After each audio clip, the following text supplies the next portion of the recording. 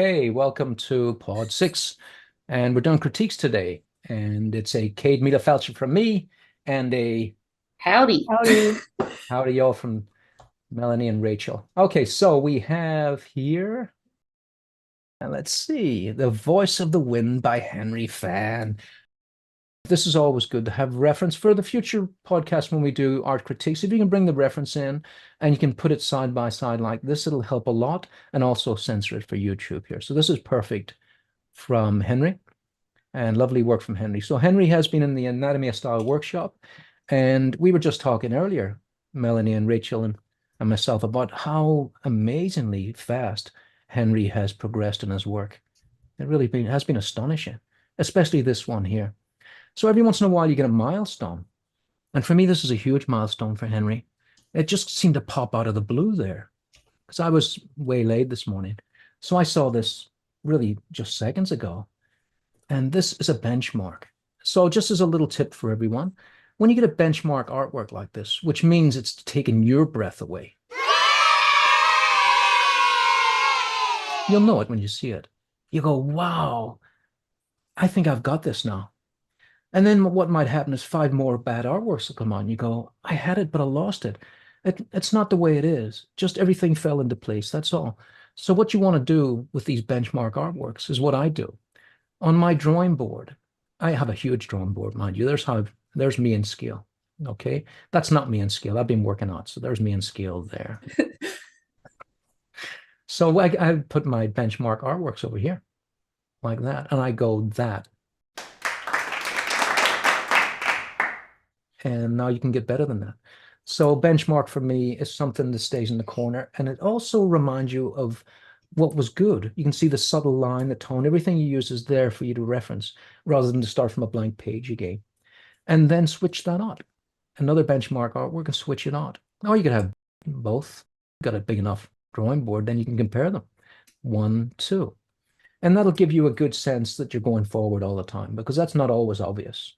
We have all been there where you go, oh no, I'm getting worse. Yeah, that's never the case. The only time you're going to get worse is when you stop drawing altogether. So a great benchmark here from Henry. I'm going to give that a little love in there. I'm going to critique it in a minute, but I would like Melanie and Rachel's, I'm putting you on the hot spot here. Melanie and Rachel's opinion of Henry's art. It just shows like what practice actually does, like the mileage, and he's been doing a lot of that. So Yeah. it's what how you get results. And I think his art's coming out better and better. Um I think the it's got like really high contrast, which is Hmm. something that I guess it's just like something for taste if that's what you like. Well, I'll tell you what, he's done one of the most difficult things very well. Yeah, the And that's head like that. the head on, and really at an obtuse angle like that. From the front, we have this. So we have an ovoid, we have an upside down egg, and I love the upside down egg. So just the egg, even. I think one of the greatest things for learning the figure is the egg. Find the egg. There it is there. And you can have an upside down egg for a head. And you can have the reverse of that for a rib cage. So you can stick your little rib cage on there, get your clavicles in, get your sternum in, find your 10th rib, and there's your little skydiver guy, right? But you start it with an egg, and then you can start to flesh that out. You can put your pectoralis on, you can put your obliques on, everything. You can really flesh that out, and you're off to the races. So you can draw really quickly based on eggs, and there's your new egg up there. You can see how all that works, even with my wibbly wobbly slidey pen, that we can really start to parse out very complicated things with the beginning of an egg. What makes this so tricky is because it's no longer an egg, and we have to imagine this egg now is in perspective. So once it's in perspective like that, this part here becomes wider, and so we have to end up like this. We lose our egg, and we have what looks like basically that, and then we have to do this and bring that nose up and that eye up. And when the head goes up, the ears come down. That's what we have to remember. That's probably the most tricky thing about that idea. and getting that right. So that is a really tremendous thing. And by the way, if you want to see anything by the art agents, we've got Melanie and Rachel's stuff contactable at the bottom of the screen there. But what I'm working on at the minute is something that's been asked for over and over, is how do we get from beginner to intermediate? I'm working on a course that takes you right from the very, very simple to the point before you render. So this is the reverse of what Henry just did. This is the head looking down. And so when the head goes down, the ears go up. Remember, the ears are the key. Head up, ears down, head down, ears up. And there go the ears up. Think of how simple that is, that idea that you start with an egg and you either have it as a head, which is that wide part at the top, a rib cage with the wide part at the bottom, and then you start putting simple stuff in the middle of it. And then ask yourself where the middle is. And if the middle's a little off center, then you bring it off center, and then everything has to go into perspective from that point here. So this eye's got to be a little smaller than that eye there. And look where it takes you. I'm trying to re-engineer my brain to how I learned all this stuff over years and then put it into a package. And we saw it in Henry there. When Henry came in, he was learning all this stuff. And now he's looking like amazing. Looks like he's done 10 years over a year. It's astonishing, really. So applause to Henry. This is me getting inspiration from other artists that I love. That's part of the package. Is, how did I begin? I began by being inspired by other people. You can see a lot of Sargent and John Buscema in what I'm doing here deliberately. So I'm trying to show how did I find my style. And to find your style, you look at other styles and then you mish them together and then you do your own thing. Praise for Henry on that head. I would probably say the nose could do with a little bit of maybe hard edges on it. Once it gets a little bit like this, can we put a harder edge maybe here? Can we make the nostrils a little bigger? I know you don't want to, but they do seem a little low for that. Because remember, the nostrils, they sort of have that shape to them. And then from the front, they have this shape to them. So it depends where you're looking, front like that, that is. So it's a tricky old thing, the nostrils. They change shape. They're really weird, from the side. But they are quite long. They do come up much longer. Looking good on the fingers. If the fingers get a little floppy, you've got two calls. You've got 1, 2, like this. 1, 2, 1, 2. If they're not moving much, if they're not doing this. And if they do that, then it's 1, 2, 3. Like that. And you see how you can make fingers. And the fingers are curved underneath and straight on top. Not really. That's just a simple idea. See that? Like this. So they're tricky fingers because they have their own little way about them. So this one's quite square, and then this one puffs like this. But it's the last one that makes all the difference because it goes up really fast like that. See that? So think about it now. 1, 2, 3, and then up like that. And that's what you're looking at. But see how I slow down and it looks worse? That's the problem with art. So for me, a hand has to be done like this before you think of anything else. Like that, get that rhythm, and then you can start to fix it. You can start to work on that idea of the knuckles coming afterwards, and then the little hyperthenar eminence there, and then the egg. See that? This is the worst way to draw, by the way, bit by bit. But you can see how that works for me. See that? See how you can get a hand going even with this terrible slidey, slippery thing here? That's how it works. Simple to complex.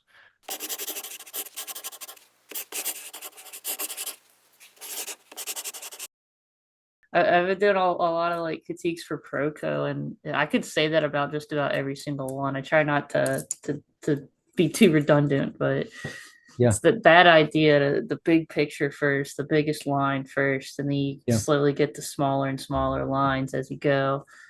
yeah, absolutely. And finding the landmarks as well.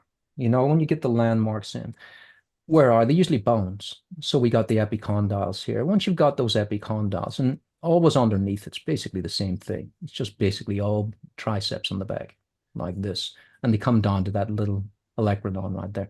So these up epicondyles line up. Once you've got that, then you can really start to work on these things.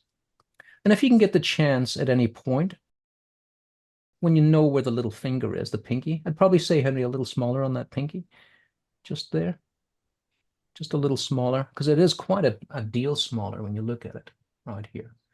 Quite a deal. And remember, the fingers are doing this. They're coming down really fast like that. And you can even link them to the hyperthenar eminence like that. So they're doing this up to there and then coming down really fast there. And you can see how you can add the knuckles in with that idea. See that? And this is quite thick in here. So there's a thickness in there like that those fingers are coming out of. So those fingers live inside here. It's a really important thing to know that that's quite thick in there, in this part. And where the knuckles are, that makes the finger shorter on the other side because this is the knuckles. See that? Now look how short the fingers are. And now look how long they are because that's the knuckles. And so that's a big, thick point right here. It's incredibly thick where the knuckles are. And that's where your fingers are coming out of. And that's what makes the hand so tricky because it doesn't look like the fingers are coming out of there. Where are they? They're not coming out at us. Well, they are now. Damn the hand. It's just forever a problem, isn't it? But it doesn't have to be if we just think of the fingers first and just know of that thickness. Question actually, Patrick. Yeah, go ahead. Any idea when your class for New Master Academy will be released? It's so often asked, isn't it? I mean, I was looking at the calendar yesterday, and I think it was this time. It might have even been, yeah, it was this time last year that I was making that course. So New Masters kindly flew me over to America, and I sat in Steve Houston's chair. I was like a kid like this. I was going, Steve Houston sat here, you know? So I was doing this for about 5 minutes in his chair. So for me, it was, it was a no-brainer. When they said, can you come over? I was basically knocking their door when they were still on the phone. So it's a year because there's so much footage, especially with me working with models. It's something you never see. I think when I started working with the models, we had something fresh. I think the time has come now where the idea of working with models is no longer beyond the reach of everyone like it used to be. In the old days, you'd have to have a film crew, you'd have to have makeup people, you'd have all of that. Only Lord Litchfield could do it. But now we've got an iPhone, we've got friends, and we can do it. We've got better technology than they had in that entire crew in your pocket. So for me, I think working with models is now an area where we need to learn how to pose the model rather than rely on the internet. And so a lot of that course is me posing the model, but it's not just posing the model with fingers and thumbs. That's a disastrous idea. It's with emotional prompts. You'll see me interview Amanda Ekin, by the way, I hope, Amanda, if you're watching this, it was wonderful meeting you. You're so amazing and the difference a model can make. And I specifically wanted Amanda and New Masters got me Amanda and Rajiv. And when they came in, I was all nervous. And there they were. In fact, I remember Daniel making me really nervous. He says, he's here. You know that ominous, he's here? I says, Rajiv? He says, yes. The man, the legend. I was getting weaker and weaker as he said it. But what a lovely guy he was. So yeah, there's that. So there's hours of footage of me working with the models. And there's thousands of photographs because we blasted them. You know, those blast.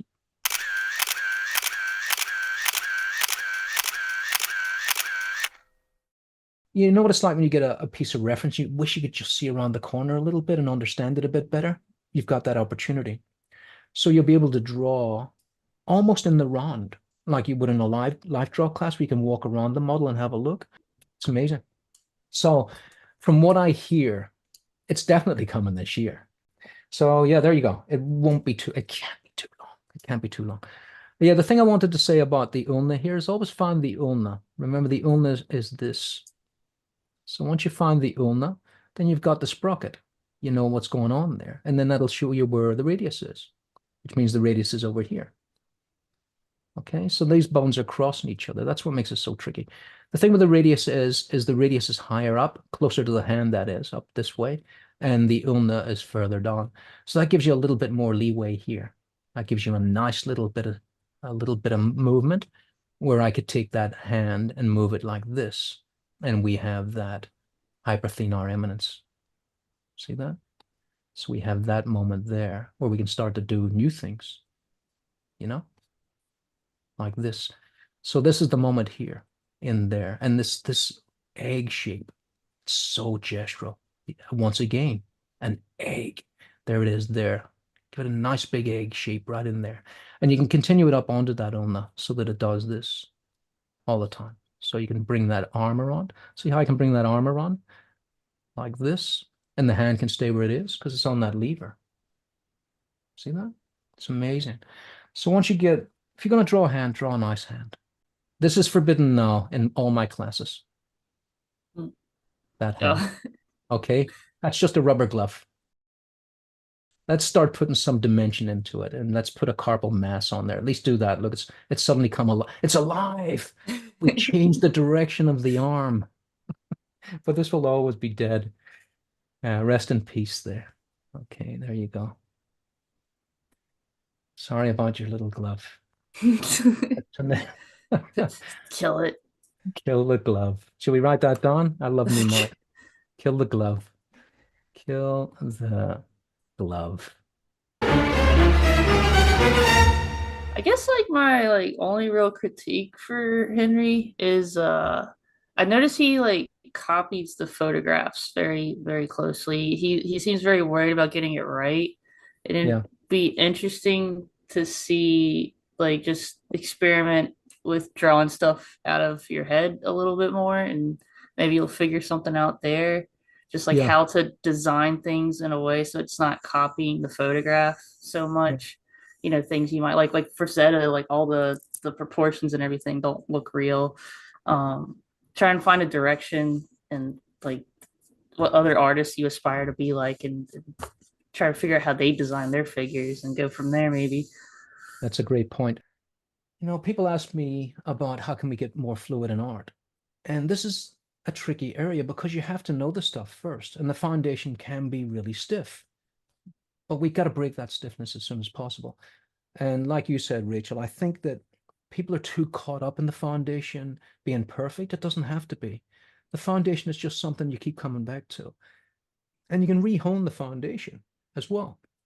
I think it comes down to people are worried about a bad habit, and bad habits are hard to break, and that's the truth. There's no doubt about that. But there is a danger, and I've seen it, of being stuck in the eternal student mode where you never leave the foundations because you're waiting for that moment where you understand it all. You'll never understand it all. So forget Yeah. about it. That's a pointless exercise. So if you can understand the fundamentals of the fundamentals, then you can jump out a little bit there, jump ship, have a bit of fun, jump back in again when things get hard. So what you don't know will inform you what fundamentals you have to return to. So I'm on that point. I'm gonna show my bad drawings based on not worrying about that, not worrying about being totally accurate, because by letting that go, you actually draw better. I'm just doing this now. This is for the foundation, well, beginner to intermediate. My plan is to bring a beginner, an absolute beginner, into intermediate in a full course. I'm thinking of the egg. I have a couple of ideas. I have Mr. T and Mrs. V. I have that as an idea. And Mr. T is the shoulders. So it's a T shape through the sternum. Goes all the way down to the crutch and becomes Mrs. V. So I think Mr. T and Mrs. V. And for me, that's a mnemonic that I'll never forget. Here we're talking about egg and underpants. So here's an egg and underpants. But at that point, we're getting into the world of Mrs. V. Here it is here. See right there? That's all I need. Now, the reason that I'm drawing these three shapes is they're slightly different angles. Look, see here where that line goes through? Look at the distance between here and there and here and there. It's a huge difference. Look at the difference between here and here. Hardly noticeable, but this has more. See that? That's the difference. And if you don't know those little things and you're only drawing foundation straight ahead, side, and back, this is beyond your scope. It's absolutely beyond it. And yet, this is the simplest idea in the world. It is going to take you into the stratosphere. Watch. So, this is a whole bunch of little drawings from me about drawing from imagination. I'll put a big hip on that one. I'll put a more slender hip on this one. And they're all going around that bone structure, which is the iliac crest. So the bones don't move, but the flesh outside gets bigger. So we don't draw bigger bones. We draw around those bones. So there's me fleshing that out. So I'm going to draw from imagination here based on a gestural foundation, not a stiff foundation. There's not a square shape in here anywhere. There might be a straight line here, but there's no squares. I'm not keen on squares. Doesn't mean they're bad. Lots of people can understand squares better than me. I haven't got a math brain. I have a spongy, switchy animation kind of brain. That's what I wanted to be, an animator. Now look how I'm putting simple on top of simple, and it becomes complex, but it's always simple. There's nothing complex in any of these drawings. Now I can take those ideas and bring them over here. So look where it is, right there. Now look at the twist on that. I started with this line. There's Mr. T now. I start with this line, but wasn't afraid to change it around like this to put a twist in. That's always open to interpretation. I can do anything I want with that. Now I'm running across all of these drawings here. This will be better explained much later when I put the voiceover. I just want to give you guys a preview on what I'm working with here to help everyone that's come in for a critique. And so basically piggyback on what Rachel said, that when you get into render, you get lost in the weeds. It's render hell forever if you continue. Let's say you do 3 minutes of this and then 5 hours of render. By the end of it, you have no idea where you are. You just no idea. And to start another drawing after that would be exhausting. I can draw these little things all day long from imagination. The thing is, I'm not worried about proportion at all. None of it. All I know is this shaped onto basically where the rib cage is here, down to there, and up to the collarbones are the same. 1/2, 1/2, 1/2. So I'm just thinking of those 3 things. Now, if I can keep that in mind, I don't care about anything else. I can elongate the figure after that. And female figures tend to be longer. Well, they are. They're longer in the torso. They just are. It's because of that tilted hip, and you see that much longer stomach now because of that reason. Fun with a pencil. And I can take that in 5 minutes. Remember, everything comes off the torso. So once you have the torso right, you can put the legs and arms anywhere you like. You're going to have to move the clavicles up if you lift the arm up above this point here. So, but apart from that, you can play with it. You know, you can have a go at it. That's a foreshortened arm there, by the way, before the foundation police come to the door and say, hold on, the proportions are off. That's why I put that little circle in. It's coming toward us at that point. And that's another problem with working from figures that are just always standing. They understand the foundation. Nothing is coming towards you. You can see the difference in my perspective now. It's photographic, terrible proportion changes, but things are going to get shorter now the second you do that. But yeah, back to Henry here again. Wonderful stuff. So you can see that idea in here of the rib cage going back in space. And once again, the rib cage is going back in space here. So this part will get a little bit wider. If you're wondering, breasts are tricky because they're all different sizes. So you got to think about, even the nipples aren't going to work for you because they're a bigger breast is going to have them in a different position. So what you've got to think about is really from this position here, you're not going to see that little guy. He's going to be tucked in here. It's going to be very shallow now. So what you'll tend to see, I'll close in on this, is you start to see the clavicles going above that shape. So from here, we've got a foreshortened view of this whole thing. And the female rib cage is this, male rib cage is that. Well, they're not really like that. This is what a rib cage really looks like. So the thing I fight with on the female rib cage is it looks pretty horrible at times. And so I tend to kill that. I don't want to see that too much. So Henry's quite rightly done that too, because you would have seen quite a torque on that. This is the point where the clavicles go up. So once the arm goes above this point, the clavicles go up and they get hidden behind this deltoid. Okay, this is the part where everything becomes a junction because we've got all of this stuff going on. You know, you got the bicep around the side there going in. You're not seeing it because it's an underarm. And the breasts are a whole different world. Here's what I would say, Henry, on this. With this arm up, like that, it's just in my mind, when you see symmetry like this, and thanks for coming in, Henry, all brave and showing your work. Critiques, remember, they're a gift. They're an absolute gift. So when an arm goes up, remember this gets stretched. So this will be a different shape than that. So that's what's happening. This is all flesh. Remember, the nipples are on flesh. They're not on the muscle.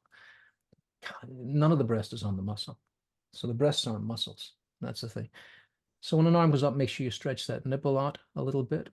I always, if I can, try to maybe square the scapula a little bit. This can be confused with the deltoid. But at this point here, that is scapula because we're getting the serratus coming around. So all of this stuff coming up into a junction here like this. Actually, around like that almost. A little wonder about that arm. I'd like to see the reference of that actually, because I'm having trouble placing my coracoid brachialis there. I'd have to look at it. So there's a little something going on here. The bicep, around the side, it's just a sliver of bicep there. Is the point where this muscle here and the bicep goes in there and they make a little torque. Okay, this is good too. Starting to see the idea of the top of that knee. When the knee bends, remember, we start to see the top here. So that's good. Nice work there, Henry. Really beautiful. I'm loving what Henry's done in here. Yeah, I like how the other leg just disappears. Yes, that's beautiful. It's a good call. It is a good call. And that, the shadow starting to diffuse as it comes out. This use, the use of mid-tones in here, and see that lovely little backlight in there. It's just beautiful. Just what you'd expect from light coming through a sheer object. Really very nice. That is top tier in there. That's top tier stuff. Very nice. I like to always, if I can, like Henry's done here, is put a hard edge on cloth if you can. Once you start to get into wispy world like that, Superman's cape, it looks weird. See if you can next time, Henry, differentiate enough to feel the leg coming out so that this tangent of the leg and the cloth don't seem to be the same thing. It's tricky. Everything, there's tangents everywhere. So I'm trying to think, could we have got the cloth to really push through there so we could see the difference? Something like that. So it's like that. And then see it, yeah, that would have been it, and see it pop out. That's what it is. So it seems to be just always on that line. Can we see it disappear behind the leg a little bit? Any last words from Melanie and Rachel there for Henry? I'd say for me, it's Henry, keep on doing what you're doing. Harden a few edges here and there. It's probably what I'm seeing, a little bit of roundness is coming in more than the hard edges. Beautiful stuff. Really beautiful control of value especially. And very dramatic drawing. Love it. Yeah. It is really cool to see how much he's progressed in a short amount of time. Yeah, that's astonishing actually. So there's Yeah, the power of Henry. Yeah, go on, Rachel. I was just saying he got like bit by the bug, I guess. He did. He's the Yeah. learning traveler, and he Yeah. has learned so much in those travels. That's perfect moniker for Henry. All right, so let's have a look here at Junha. Doing a little bit of action here. Yeah, there's something I really like about Yoon's drawings. Yeah. They're really fun. They're fun and filled with passion, aren't they?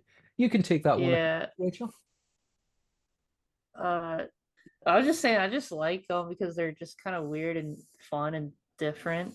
Obviously sketchy, and they've mentioned it where they're better at drawing with pen and ink. They don't have like the dexterity for drawing with the pencil so much yet. Yeah. Which is just, some people are just like that. Maybe you could just stick to ink or whatever you want to do. But yeah, I like what Yoon is doing here.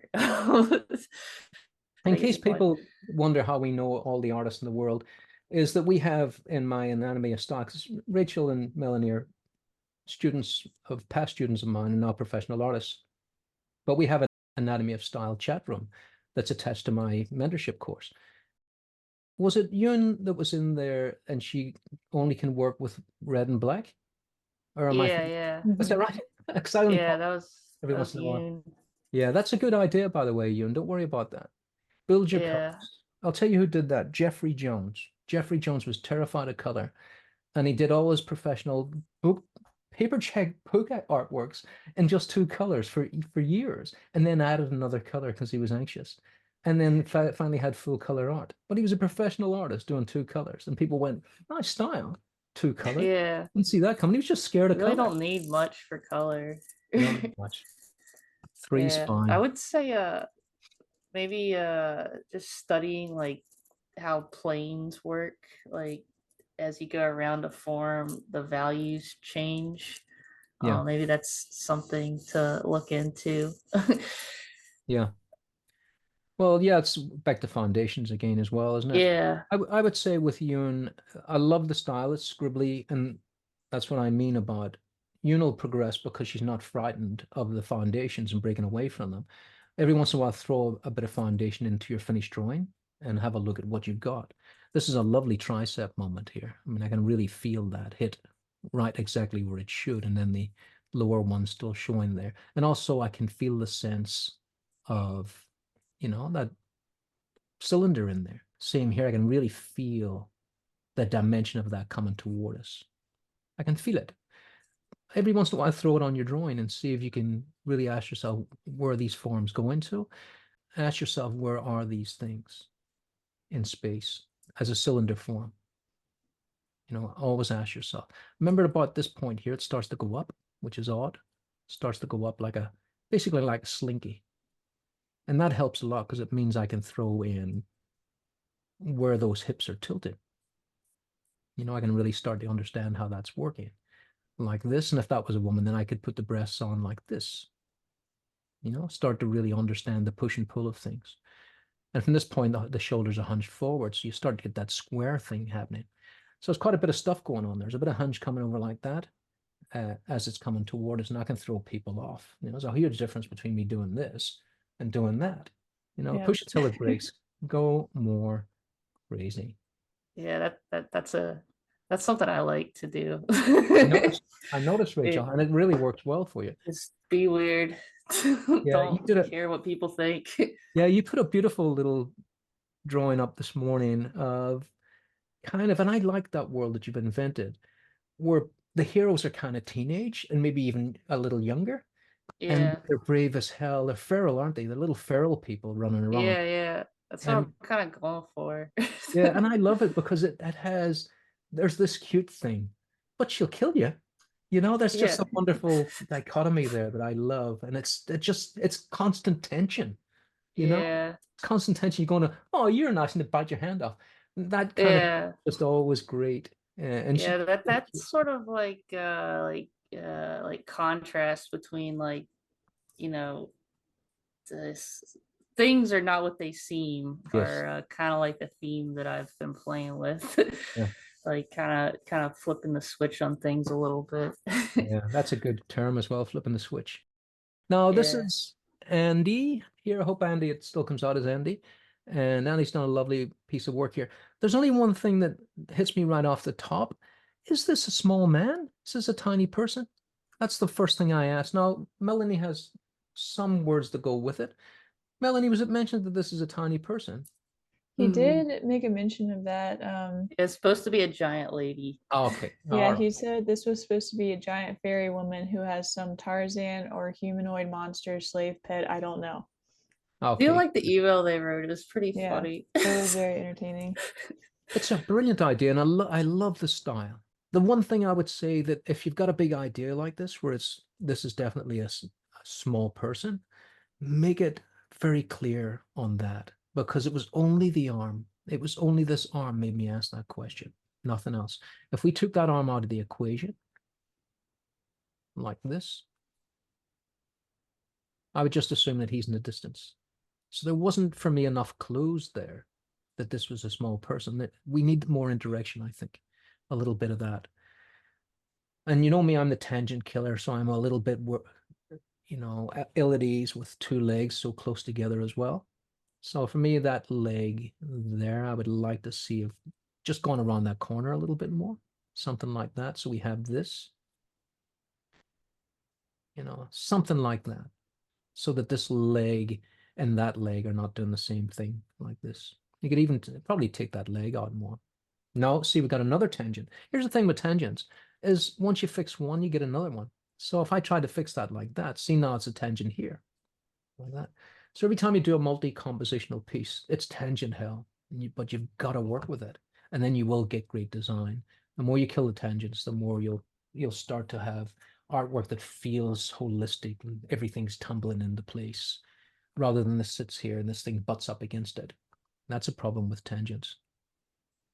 But yeah, that's something that, sorry, yep, Patrick. go That's ahead. something that he was talking about in his email. He would love to hear more about composing a painting, and it seems like a lot of that is like tangent management. That's brilliant. Tangent management. I didn't see that coming. That's brilliant. Tangent manage. I'm gonna have to write that down. Tangent management. That is fantastic. We should all do that. There needs to be some accountability for these tangents. Get your tangent management team onto it and get those tangents man. Of course, we're joking, but yeah, watch for the tangents. I just see them everywhere. I mean, this is getting close to a tangent. These two shapes, you know. So every time you see a shape that's similar to another, see if you can just break it a little bit.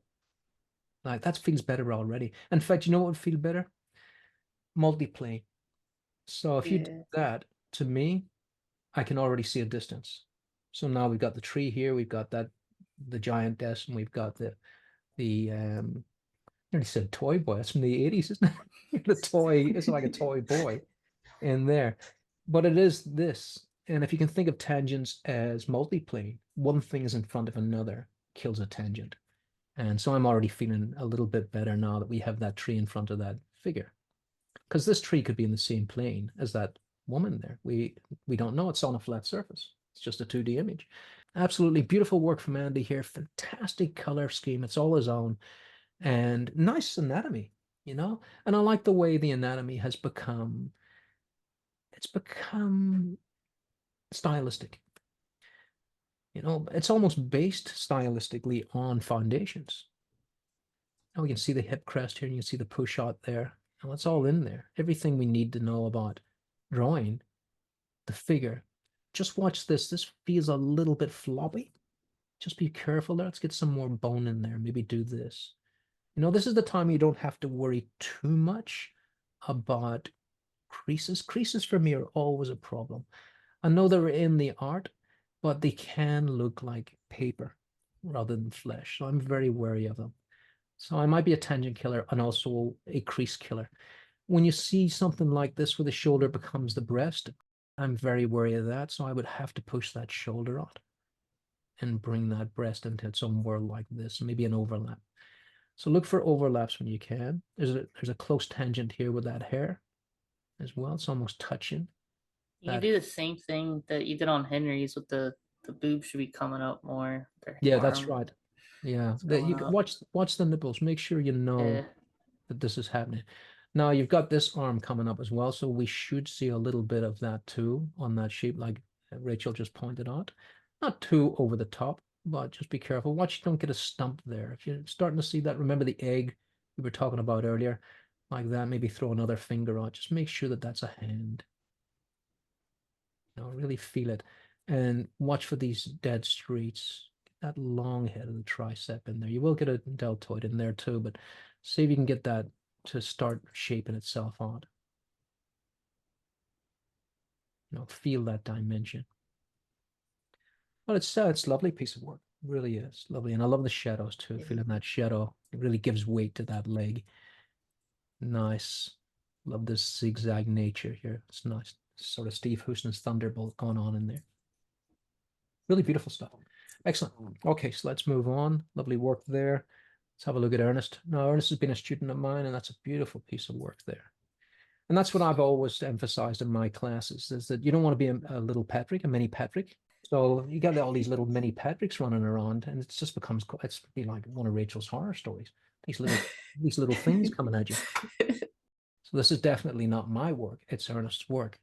And you know, I'm very proud of this, that this has happened. This is beautiful. Really lovely. I mean, there's hardly anything here I need to look at and say I would do this differently. It's really beautiful. It's all hitting the marks, you know, these hard against softs and stuff, that scapula coming in there. Might go higher on the hip. And I call the hip the whole thing, the whole flank, by the way.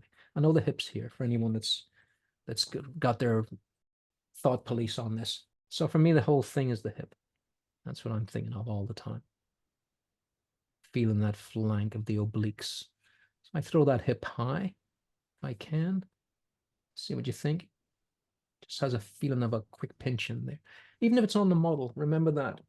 You can you can also come to the art police station and say, I have evidence here. Here's the photograph. Patrick said the hip should be higher.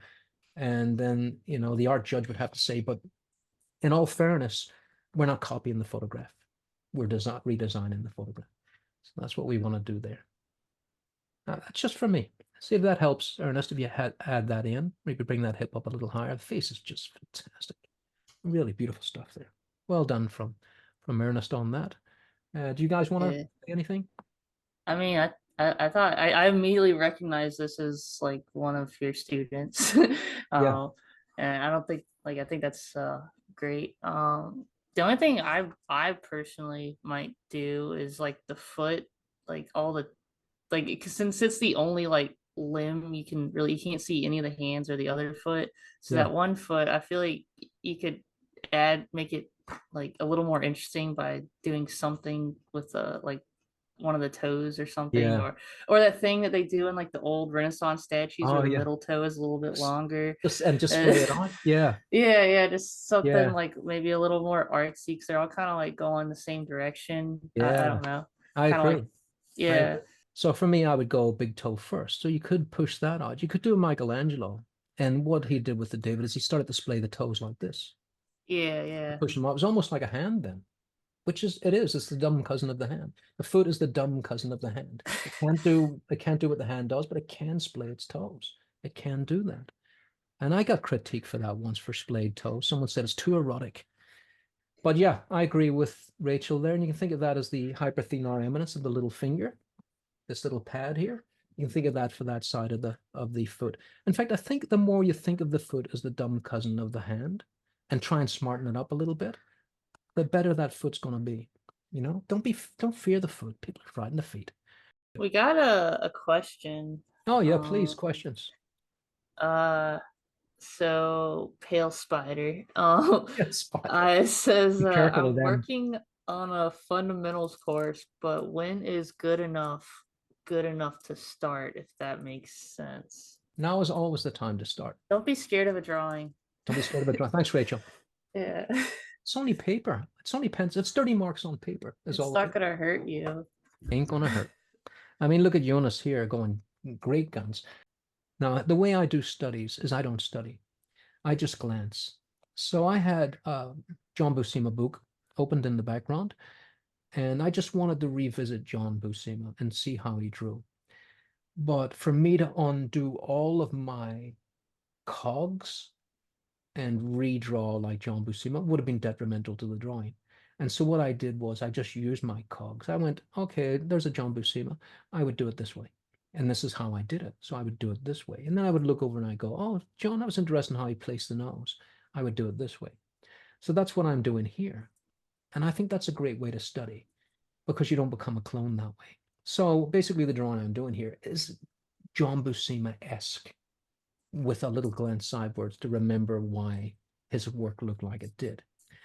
But look at these rhythms I'm using. See, I don't know how John Buscema drew. He did How to Draw the Marvel Way, the comic book, or the How to Draw book, and he didn't really explain anything. He just put up flat artworks. There's even a video of him with Stan Lee saying, "Here's how I did it," but he doesn't draw anything. He just puts his pencil where the drawing was. It was a real scam. It was a grift. But I learned a lot from that book. So I don't know how I drew, even though I have How to Draw in the Marvel method. I don't know how I did it. This is Huh. how I would do it. So I'm drawing with rhythm because I believe he must have been rhythmic because his drawings were so well. So I drew a line from the ear down to the nose. And that's how I feel it. I feel that cheek is going to take me to that nose. And I'm going to go one side to the other and feel that rhythm of one side, another side, another side. That's the way I'm drawing all the time. And also what I noticed about John Buscema is asymmetry. It all looks so perfect. But for me, if two eyes are exactly the same, it looks like you're looking at a doll. And that terrifies me. And so for me, each eye has to be a little slightly different because we all have slightly different eye on each side. I know that I see more lid on one of my eyes, and that's nearly for everyone, by the way. So that's it. And so for me, not to get that perfect, see how that eye is a little bit smaller than that eye? I think if you fixate on that symmetry, you'll end up drawing really bad, uninspired drawings all the time. So that I was looking at that. I was thinking, does John do asymmetry like I do? And sure enough, there it was. And it told me why I love his work so much, because it's what I feel too. I feel that asymmetry has a flow to it. It's not the same over here. It's different. It's not the same over there. It's different. And it keeps going back and forth like that. It's a similar thing, but it's asymmetrical. So I'll go ahead there. I'll speed through that. So that'll be a course. And look at the life that you get in a drawing without measurement, without boxes, without any of that. It's basically all based on curves and rhythms, is what I'm drawing there. Get you nice drawings, you know? And then once you get into the vibe of another artist, you start drawing fast again. You go, okay, I see what he does here. I wonder if he does a lip like I do it. And he did, you know. Obviously, faces are all the same. So we all have bottom lips and they curve around corners. So I'm thinking about going around the corner to get that little beast in there. And off you go. And never undervalue the idea of a hard edge on a curve. So I'm starting with curves and then I'm going around. See, that's all curves. But because he's a prickly character and a nasty bit of work, I'm putting hard edges where I can. So I'm putting hard edges. Start with a curve on the cheek. Notice I'm not putting any foundation in here now, really. I'm just feeling the foundation because I can imagine the lines now. That's where you go in the end. You end up probably maybe just do the central line and where the eyes are. Did I even do that? Let's have a look and see. Kind of did. Didn't do the central line on this. So I just went down to the horizontals all the way to get that guy and then put those hard edges on. So a little bit of John Buscema and Jack Kirby in there because Jack Kirby was all about straight edges, you know. And look at the life you get in a drawing from breaking away from the foundation and putting your spin on the foundation. All that said, the foundation isn't valuable. You can't skip it, but jump out of it, come back in, jump out, come back in, do anything you like, anything you like. And then you'll really start to feel what's going on here with Jonas's work. So Jonas, jump back into the fundamentals, have a look at forearms and stuff, and then go back into your drawing again. But we don't want to lose that style. It's just too beautiful. Yeah, this guy's kind of fun. Like, It's fun. these are Has a all lot of so energy. different. Yeah. Yeah, they are. It's experimental, and that's what we want. We want to experiment as much as possible. Experiment all the time. You don't want to be locked in. I mean, look at that. That's just fantastic. Now I can see. Now, if I went in there and said, look, the mouth can't be round there because the eye's there, you know, that should be an eye. That eye, if I was the foundation police, I would say that eye has to be, by this profile, has to be here. Okay? Well, where's the fun in that? You know, we've now lost, that is no longer the beautiful, fun thing that it was a second ago. It's just like anybody's stuff. But the fact that the eye is over there, now we're in the world of Picasso. The whole world just got shook up. The whole world changed all of a sudden because Jonas threw the eye. This is a bird woman now. This is a this is a prey. This is not a predator anymore. This is prey. Can see this way. Yeah, yeah, It doesn't need to see that way. It's not hunting anything. It's just looking around. Don't attack yeah. me. That's prey, but it's wonderful. Yeah, I'm not even particularly bothered. Like, I think Jonas has a very good eye for just making things aesthetically pleasing, Yes. which Mhm. some people I think are just like naturally good at that without any training. I don't Yeah. know what that is. Yeah. And so yeah, I just go back to those fundamentals and then bring some of that back in there. Yeah. Okay, so Jonas, wonderful stuff there. Watch for the symmetrical horns, though. Be careful with them, you know, because this is a 2D sheet. We don't want to show that. So you want to feel a little bit of volume there if you can, a little bit of perspective going back. It's the only thing I would see there, but it's beautiful. Once again, this is just great to see an artist experiment, especially this. It feels like rain, doesn't it? Coming down there. Really wonderful.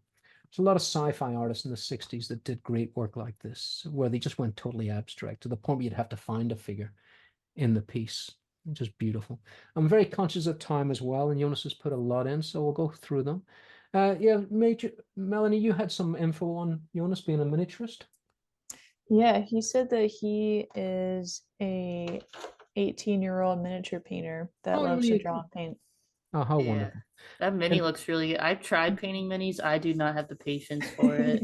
yeah, I get the tiny little brushes to get the eyes and stuff on there. I just can't do it.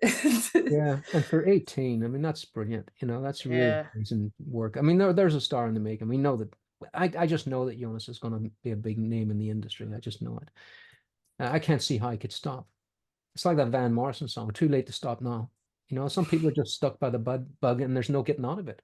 You say, oh, this art business is too tough. Not for Jonas. He won't stop. It's impossible to stop. And that was me too. And I'm sure that's you and Melanie and Rachel as well. It's too late to stop. We can't stop. There's nothing Yeah. stopping us.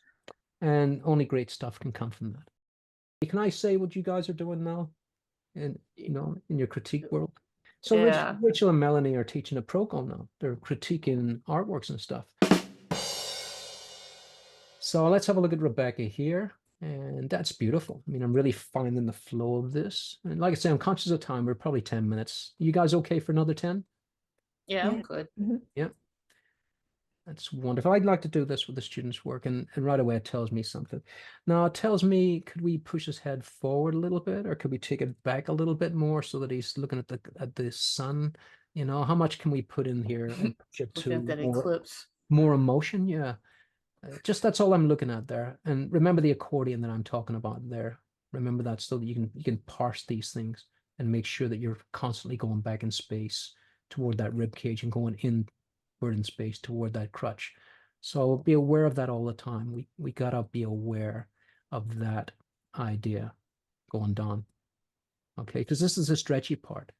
Once you get into this point here, this stretches. Call that a stretch.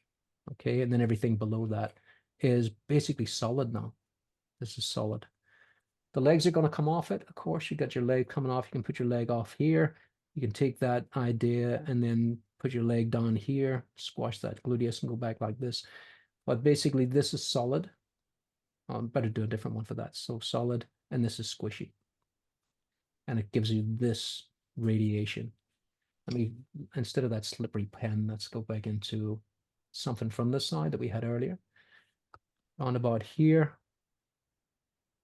So am I sticking the accordion in there at any point? So after a while, you leave it out. So I don't know if I put it in place there. Like I say, well, this is being stretched. See that? All of this, the abdominals and the obliques are being stretched at that point. So this is slightly going up and this is slightly going down. So if I can find something that has that in any of these new drawings I've been doing, which is the key to everything. So there's the accordion there. See how the rib cage is just bending a little bit there? And then the hip is just bending slightly there. It's the slight poses that are hardest because what happens is you start to line them up and then you don't have that accordion anymore. So even though this is a half, that's a half from the clavicles down to that rib cage bottom there. And then it's a half down to here, to the crutch. And in between, there's a half as well. So there's a quarter. So in between there is the hip crest. And see how the hip crest is going slightly away from the crease of the upper abs. Basically, that's the squishy part, see? That's being squished. The rib cage and the hips don't squish. It's everything in between. So that's what I'm putting in there. And I want that accordion to be in there all the time. See, there's structure. It is useful. Nothing is bending there at all. Absolutely nothing. So you might go, oh, Patrick, he doesn't talk about structure. He doesn't like structure. He's a structure snob. Not at all. But when I'm drawing, it better be subconscious. So it's like that. There's the accordion. And it was in there somewhere. So there's the accordion. So go back in space, coming in toward at the stomach right here. We can call that equilibrium, and then starts to go down inwards to the body. So we have, and if that body goes back, then that accordion will stretch more. So there's me drawn from imagination again right there, and really riffing off the whole thing. We got a little bit of structure, a little bit of gesture in there. Throw the arm up, throw the arm down. Let's see what happens as we go through, and then add the stuff in. I like to use where the sternum ends to pull the breast down below it just a touch. That's what how I find the breast, no matter what size they are. That's just something that's not in the other books that really helps me. If you're stuck to one book, you'll draw like Andrew Loomis. Stuck in another book, you'll draw like Bern Hogarth. Yeah, I'm thinking of the legs coming toward us. What if they were kneeling?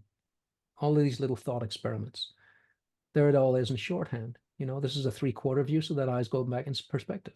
But now it's just a little dot. It's just basically a vague shape. The more of these short drawings you do, not fast. I'm not drawing fast at any point here. Every line is a thought here. Every line that I draw, I'm squishing something here. I'm pushing off the great trochanter there. I'm putting that little tendinous link there for the rectus femoris to come off. of the side of the leg there, all of those little things. And then you can get a little bit fantastical in there. What if she's a fawn? What if she's one of these things, as otherworldly creatures? Who's she over in the corner there? So yeah, doing lots of drawings, just filling sheets up. That's why she's in the corner there. I'm just zoomed in. Let's go across here. Here. So drawing from imagination. So as I'm drawing from imagination here, it's just based on mnemonics. Look at that upside down butterfly shape. Do you see it? The gluteus? Man, what a help that is. Rather than trying to measure things and put boxes in. What a great idea that is. Not mine, from a long time ago. I think it was Peck that did that. And then thinking about, because we're looking at the back, the gluteus are coming toward us because the hips are tilted forward on the female figure. The underneathness of the gluteus, the underneathness, where we sit. That's just an idea to remind me that's where we sit. And then it creates the volume. So if I render now, I'll know where to put the shadows in there. And on and on. But I was showing this the other day because I wanted to show this to a student about proportion being just basically lionized as the key to everything, when I think it's actually detrimental sometimes. I'm throwing arms in here and they're pretty okay. I haven't measured anything. They feel right. If it feels right, it's right. That's as simple as that. And if you're looking at photographic reference, you're not going to get right anyway, because it's all distorted. So I want to feel that it's right in the drawing. But I'm going to throw an arm up here, and it's going to be too long. But it doesn't matter, because it's joy. It's the joy of drawing from imagination. Like I say, nobody sees them, only because I'm showing it here. I think, throw that arm up, right? And when I threw it up with great gusto. And then it became too long. It still looks okay to me because of the joie de vivre in it. It just had that life. And so if I do another drawing, I'll go, okay, that last drawing, the arm was too long. So this one, don't do it so long. And now I've learned something from an error. You're going to learn from throwing it out there. And then you throw it out enough times and it gets better and better and better. And you still have the joy of it and also less of the error in it. If anything is an error, I don't believe there are errors in art if it's been done with joy. So that's what I'm doing there. Just blowing around here, seeing what I can do with arms up, arms down. In fact, sometimes I have a live class and I'll be drawing from these shapes and I'll say arms up or arms down. And the students will throw their hands up, and I'll draw an arm up and I'll have to shape the scapula to do that. Leg up or leg down as I'm drawing. And then the leg has to shape itself to where it comes off the hip. Once you've got these two shapes in, the hip and the egg, then you can draw anything and you can change it at a moment's notice. They might say leg out for her and I have to throw it out from here. And now she'll be smoking a cigar. It doesn't matter. Whatever you have to do, of course, I'll have to change that leg because that's going to be really weird, the relaxed leg and another relaxed leg. I talked a lot, guys, and I'm a big talk hog. So I'm going to leave the Rebecca with you. Tell me what you think. What do I think? I really like that she just went for the darker tones, like the darker figure on the lighter background with the white hair. That's an interesting call. I like that. Yeah, she has a lot of personality in her drawings. Like there's one that's coming up where she put a lot of extra marks that were really interesting. Okay, well, let's see that one. Like I say, we're nearly out of time. And that's a beautiful Egon Shelley styled artwork there, isn't it? And there's a perfect example. Egon Shelley, his figures were elongated and it made him famous. But everything was in the right place. So, like the 8th and 10th rib, they were always aligned with each other. And then everything else was pulled out, like a long stomach or an extra long arm. The anatomy was still there, if you could imagine someone being stretched. So the anatomy was right, but it was elongated and it made all the difference. Just one idea. Just stretch everything out. Yeah. So Rebecca, is it this one? It might be the next one. That one? Yeah. Mm-hmm. It is that one? All those extra little things around it, like Yeah. that stuff's cool, and the tattoo looking stuff is cool. Yeah. Yeah. Yeah, every once in a while, a little bit of what the hell is this? Like you do, Rachel, Well, look, just think about it. Here's something for you to think about. And it could never come to a conclusion, and still it had you thinking. And that's the great thing about art. It has to be a conversation. Yeah, I definitely like the more like abstract-y sort of stuff, like whenever you can add those elements to it to make it more interesting. I think for this image, the only thing I could really say about it is she feels very separate from the pillow she's laying on. Like I feel like you could kind of follow that flow a little bit more and make it feel more natural with her arm coming out over her head and stuff. Uh-huh. I just feel like that the character on the pillow is like it just feels kind of separated from it. Or like I'm thinking of that Elysia chick a little bit, how she draws her compositions. Yeah. Maybe you could look at that for some reference. Yeah. I don't know. I don't know. Sometimes I just like see drawings. I just like everyone's drawings, and it's hard to like find what it is to. Mm. I just want to help them out a little bit, and that's what Yeah. I would say. Yeah. And sometimes that's all it is. If you're looking at an artwork and it really, I know it sounds, we're going to get all arty now, put a beret on. But if the art makes you happy, it's a successful piece of work. And you can nitpick anything you like about all, but if, the foundations were a little bit better. If the artwork makes you happy, that's it. Mission accomplished. And the foundations are going to help you make better decisions about how your work is. There's no doubt about it. The foundations, they're absolutely essential in giving you the freedom to break those rules. That's what they are. If you're just breaking rules because you don't know what the rules are, you're kind of running with the wheels off. And eventually you will most likely get frustrated with your lack of ability to put down in marks what you want to do. Really wonderful. Yeah, And yeah, I love those little kind of bird shapes too. They're fantastic. yeah. I like doing that sort of stuff around mine to kind Yeah, of like give it like a flow around it. Like, exactly. Yeah. yeah. You gonna grab something there, Rachel? I was just trying. I got like one on my easel behind this Yeah, one. bring it I'm up. drawing like a dragon with a bunch of birds like that, and I just like bunches of little shapes going around. Can you put it on I like. screen? I can try here. I got so much stuff in this little corner here. Yeah, that's a real artist. Stuff. Yeah. This room here, I don't work in it. I work in the room downstairs where it's just chaos.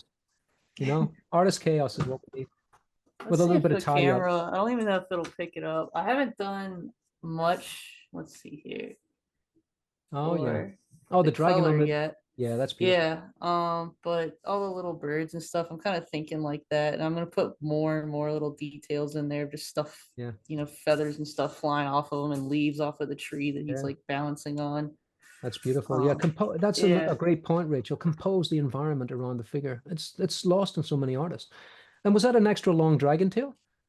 yeah. It's very, very wispy, so to Just like imagine add that. to the thing. Imagine that. A dragon tail so long that it's a street. I think that's an amazing idea, isn't it? Yeah, Whipping around corners. yeah. I'm gonna try and add more to it to make it kind of pop out more. But we'll Yeah, see. And the wings too. I like spent a lot of time figuring those out. yeah. Um, Yeah, I try to do little things like that though on all of mine. This is a completely different one I'm working on. Let's see, maybe Oh, pick that's up a little great. bit better. This is like Yeah, a for like a baby's room. But beautiful, like the little flower kind of falling off the tree and that sort of thing. Those beautiful. little shapes. I think it adds like some energy to the piece. It is fantastic. Remember, Yeah, guys, once again, that Melanie and Rachel can see their links down below for Instagram. Give them a follow, and uh, and let's grow this art community. The art agents. That's what this is all about. Let's learn and grow together. There's nothing beyond that. There's no other agenda. This is artists in a room together is something that I didn't have as a kid. I was always alone in a room. So let's not be lonely in our rooms. And that's all there is. That's the full agenda of this. And just as a teaser, we're going to get some great guests on. You can guess yeah, I'm who they might be. excited. Yes, we already know who's coming on in June, but we're not going to say. But Yeah, we're starting to balance the status quo a little bit. I want to get more female artists on, and I've been reaching out there, and we've got two real big hitters coming in the coming months. So stay tuned to the channel for that, and I'll continue to reach out.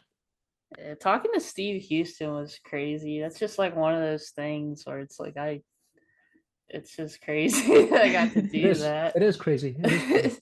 Yeah, It's very amazing. Yeah. crazy. I had the same thing. The only thing I was thinking of when I first went into a room with Steve Houston was there's Steve Houston. I was frightened that I would say, hello, Steve Houston. That's what I was worried about, that I would say his surname after his first name because he was that famous, you know? So yeah, but what a great guy. You know, he taught Yeah. me so much. This is terrific. You know, Yeah, it's I got a fun. lot out of him. Oh boy, he can teach. He can teach and he can paint, which is a really hard thing because you know not everyone that can paint well can teach well. They're two different things. And sometimes you Yeah. might look at a teacher and go, well, he can't draw as well as me, but they might have a wealth of knowledge you don't. Well, they will have a wealth of knowledge that you don't have. Otherwise, they wouldn't have been hired. But to Yeah. get both, amazing. If you can get both, it's just fantastic. Yeah. I'm And that's trying to figure it out. Like sometimes I feel like when I'm going through the student work, I can see that like, something's off about it, and then I can draw it and it looks better. But to like yeah, figure out like why mine looks better than theirs is like a whole nother skill, and then how to put that into words to like yeah. help them understand to get to it's It's like a whole thing. I'm trying to figure it out. Yeah, and It's a whole different thing. not everyone's going to get your mind as well when you're trying to put that idea across. They're not going to get it. So, Yeah. but what I learned a long time ago, I went to New College once and they said dumb everything down, and I didn't like it at all. And so I went in and I started dumbing things down, and it made me look stupid. And I couldn't Yeah. express the dumbness. I couldn't express it. But what's great about art is you can express yourself very easily with a drawing. And that's what I did. I started to draw, and then I expressed exactly what I thought. You know, you might hear me say a chromium process, right? And in the old days, that would have bored the life out of me hearing that. But if I say a chromium process and at the same time draw it, if I say a chromium process and draw it at the same time and maybe do AC like that, get enough of those drawings in, and people are going to understand a chromium process. They're going to get it. It's just another language term. That's all there is. If I say serratus group and I do that, and then I bring that around like that, do enough of those drawings and you'll go, I'm just drawing the serratus. You'll talk to your friends. So I'm just doing the serratus group. Did you put the serratus group in? Yeah. And that's it. And that's what comes of it. So yeah, we're not the font of all knowledge, but drawing, if you can draw well and you can think well, you'll be a good teacher. You guys are good teachers.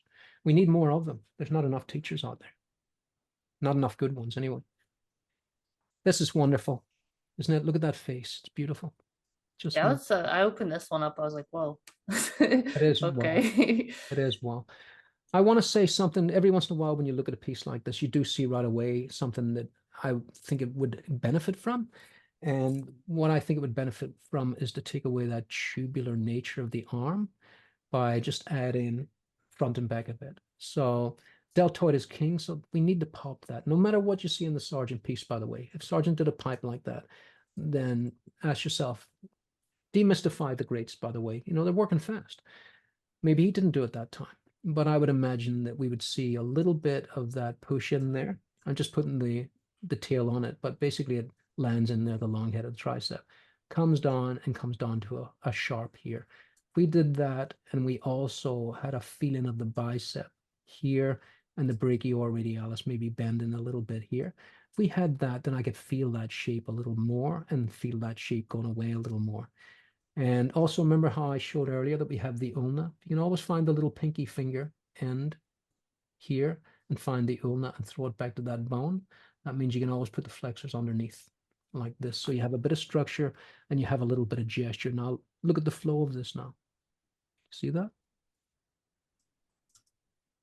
See that? That's the kind of thing that I think would really help that artwork. When you come in for the next critique, guys, if you could, bring in the reference that you used. Bring in the Sargent reference. I have Sargent books here. I have that piece, but it'd take me forever to look through it. But if you had it side by side, I would be better easy to explain what I'm talking about there. But yeah, that's absolutely beautiful. Okay, and we have, this is what I like as well, to have the reference next to the art. And this is Henry again, space between us. We have went over time a little bit. Let me see what else we have in there. Looks like just two more pieces. So let's do them. We can. If you guys have got the stamina I have. Yeah, I'm good. Yep. Yep. So let's have a look at this. So disappointed it didn't record the first part because it was about hands. Where's the hands? I'll try and piece it together. I'll try and piece it together. All right, so have a look left and right here to see, it's Henry again, that Henry has made lots of changes here for the better. And that's what we want to do. It doesn't have to be the photograph. Look at this little choice here of the finger, the index finger just coming out. See that? It just made all the difference to this lankness that we have over here. It's the little things. And when you see artists way up close to a painting, they're looking for that conversation. They're going, "Oh, nice work there. Isn't that beautiful?" I remember we all gathered around a new artist called Raul Vitale. And Raul Vitale came to a LuxCon and nobody knew him. And we became great friends on the first meeting. We met each other and hung out together. And we were all gathered around Raul's work. Oh, just a bunch of artists just loving another artist's work. And we were talking about, oh, look at the color choice here, and look at that wonderful fade back. Oh, what a nice moment to put a soft edge on. And another artist would say, good call on that. So we were all talking about what made it great, as long with just enjoying how great it was. And it was those moments. And where the lesser artists would just copy that, length line all the way down and never think about the joy of just, I mean, we already have that really nice bit of radius there. Do you see that? If we can just make more of that, that would be a start too. Just make more of that radius, push that thumb out a little bit, maybe push the thumb out like this actually. Radius into the thumb out this, and then that little finger coming out. Now I'm overdoing it there, but that's the basic big shapes so you can see them that I would be thinking of to stop this straight happening right here. And that's what Henry's done. You always get a bundle of fingers that look like sausages. Henry's done a nice job over there. Sometimes the photography is really good for you because look how it has isolated the thumb with that gray. That makes that easy to read. And the fingers are doing exactly what you would hope for. The little maverick of the little finger. If you want to put some fantasy in it, just add more to the fingernails.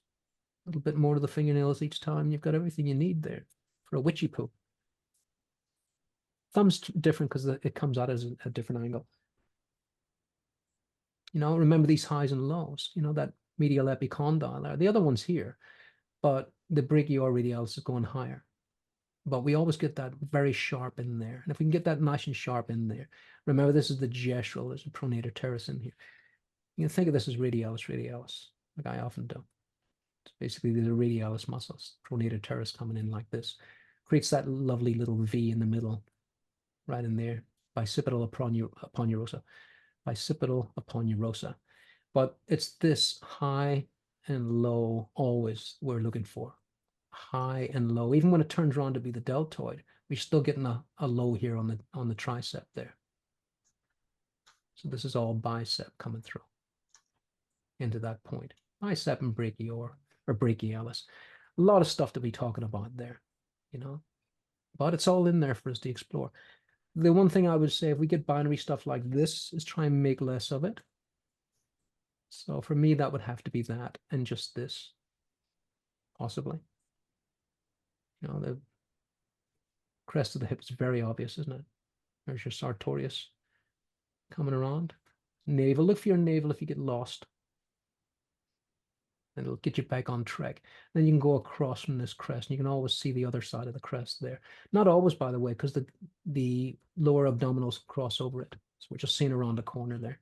Seeing around corners is fantastic. But I could take her leg from that point because we bend here.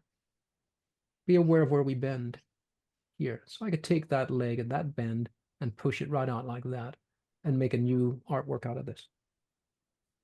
Like this. Like I say, I'm terrible drawing on a computer.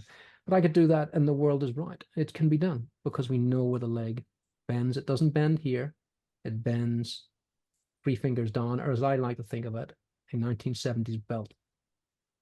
That's where we bend. We bend on the belt. I could bring that other leg across too, like this. Now she's off kilter, of course, but you can do it. You can do all of that stuff. Wonderful. And you've got little clues as well. Whoops. You got little sort of rivers of rhythm sometimes. You get a river of rhythm here from the tricep. See that?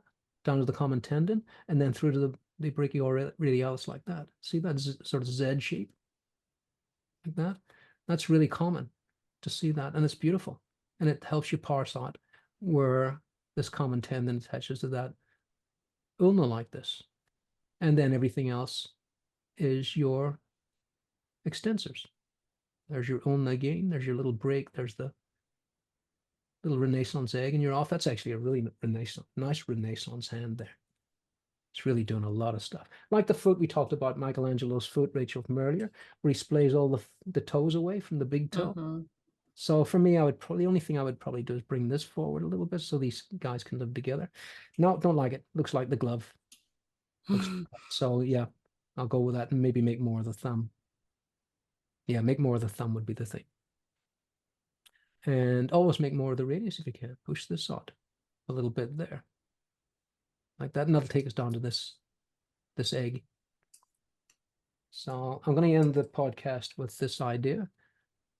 Design, don't copy. That's what we want.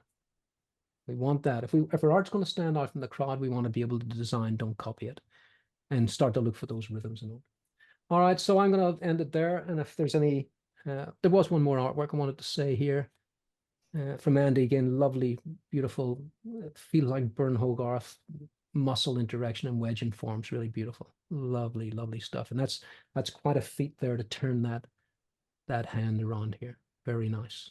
Lovely. Good work on the anatomy there. All right, guys. Any last questions there before we end it? Pedro told us maybe Joe Jusko would be a good guess. Oh, Joe, I know Joe. Went for a drink with Joe. Yeah, we Okay. can get Joe Yeah, I on. was looking up his stuff. It's cool. Yeah, I've got A lot of Marvel stuff. Yeah, I got a huge big Joe Jusko book there. Boy, what a worker Joe Jusko is. I mean, he must be either at the drawing board 24 hours a day or he's extremely fast. But he's amazing. I had a drink with him down here in Brisbane. He came over for the convention and we sat there and he just showed me what he did last month. And I couldn't believe it. It was my life's work. Like, am I even an artist anymore? It's This amazing. guy. Yeah, anyone else? Who else was asked for?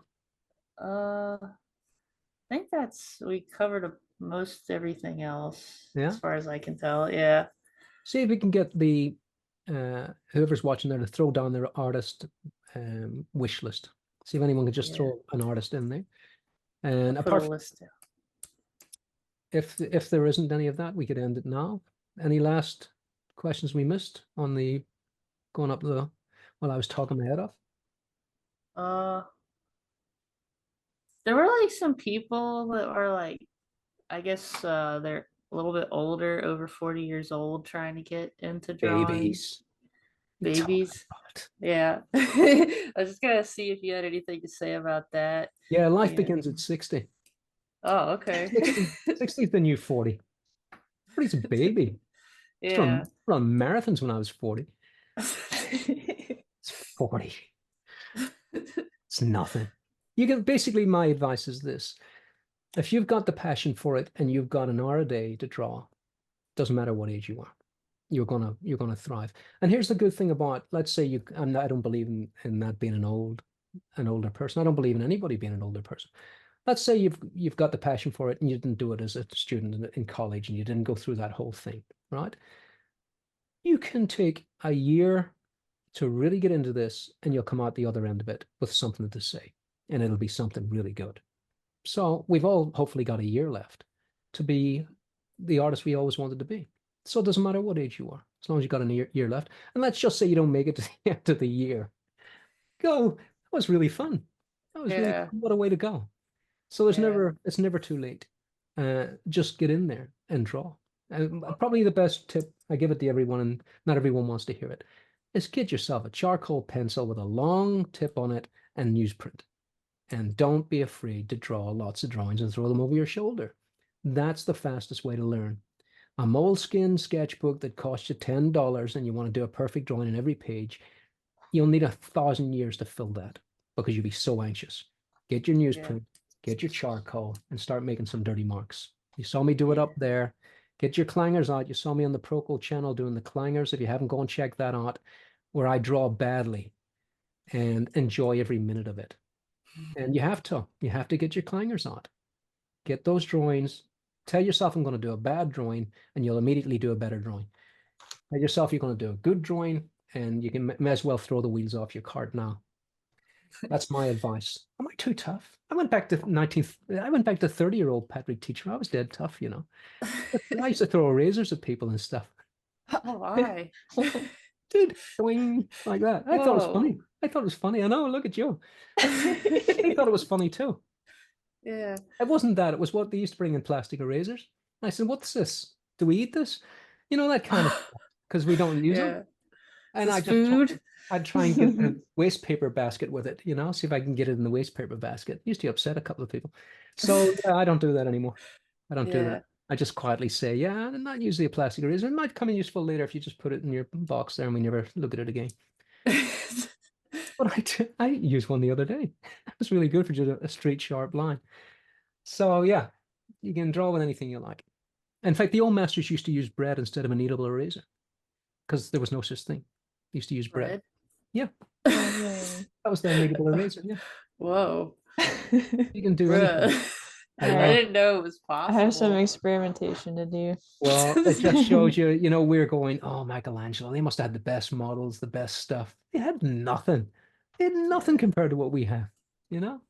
And they used to make their blues with black and white. That was their blue.